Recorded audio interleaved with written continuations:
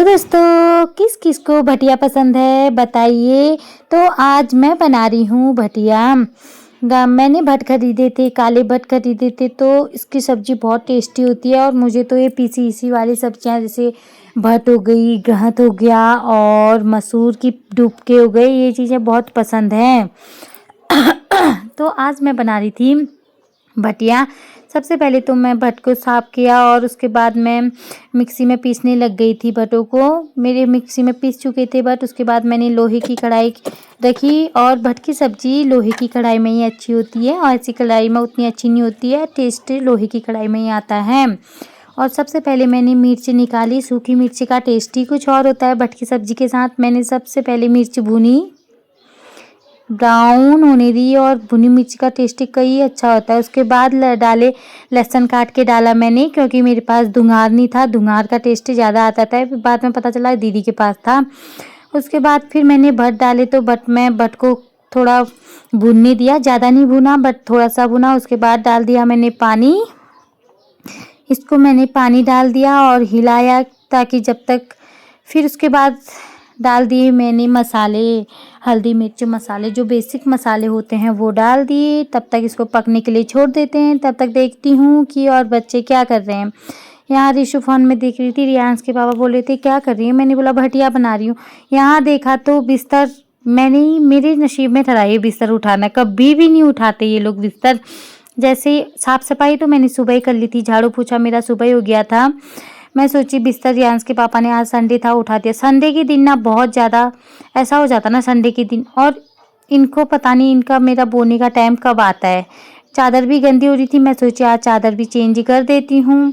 उसके बाद मैंने सारे बिस्तर के जो कपड़े थे ज़मीन में रखे और नई चादर, साफ धुली हुई चादर निकाली और इसको मैंने बिछाने लग गई थी। बढ़िया से मैंने टेडी वाली चादर बिछाई, क्योंकि ना बिस्तर सुबह उठते हैं बिस्तर नहीं उठाते ये लोग। मुझे बड़ा ही गुस्सा आता है इन लोगों को देख के ना।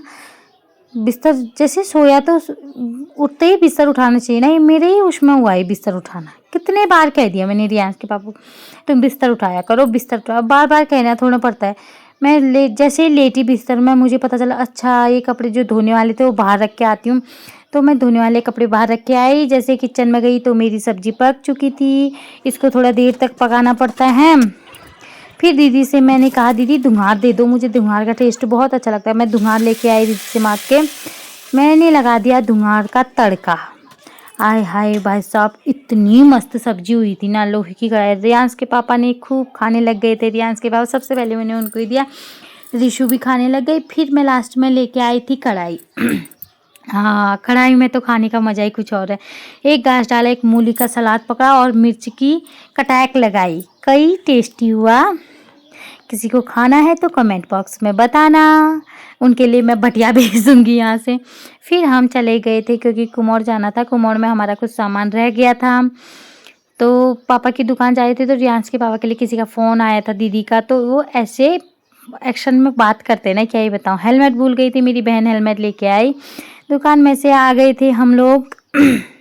जैसे ही घंटाघरन में पहुँचे, वहाँ पे सब्जी वाले अंकल की दुकान पे अंकल बंदरों को केला दे रहे थे। और मतलब ये अंकल हमेशा ये देते रहता है। फिर मैंने अंकल से बोला अंकल मुझे दे दो, मैं देती हूँ अपने हाथ से। फिर मैंने बंदर को अपने हाथ से केला दिया और उसने कितने प्यार से पकड़ा। साहब फिर जैसे ही घर में पहुँचे, सक्कू ने भेजे थे रियांश के लिए जूते, बर्थडे गिफ्ट वाले जूते भेजे थे सक्कू ने। मैंने बोला रियांश से थैंक यू मौसी बोल। फिर रियांश ने बोला थैंक यू मौसी। और शाम को फूल हमारे थोड़ा मुरझा रखे थे, उनमें पानी डालना था। मैं आज इनमें पानी डाल ली थी। फिर शाम के वक्त एक दो फूल तो मेरे सूख गए थे क्योंकि इस बीच जनवरी में मैं घर में नहीं थी। ओके दोस्तों, आज का ब्लॉग बस इतना है।